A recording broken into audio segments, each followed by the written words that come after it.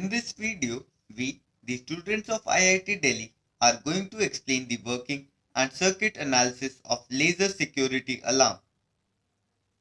The main component of the circuit is a light dependent resistor.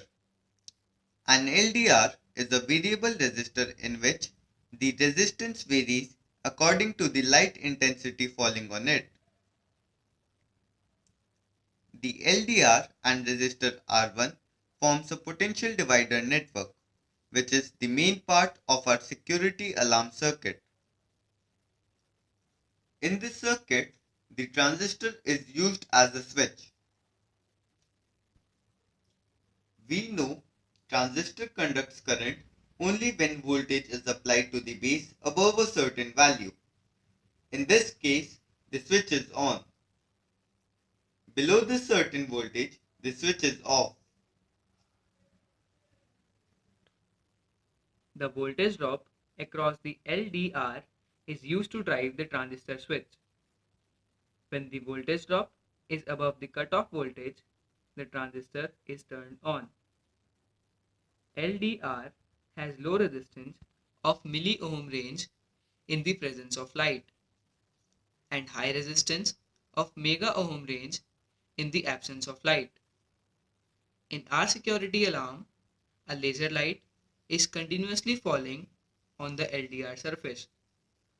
In this situation, the resistance offered by LDR is too low, since the laser light is continuously allowed to fall on the LDR surface. Thus, the voltage drop across the LDR is also low, which is insufficient to turn on the transistor.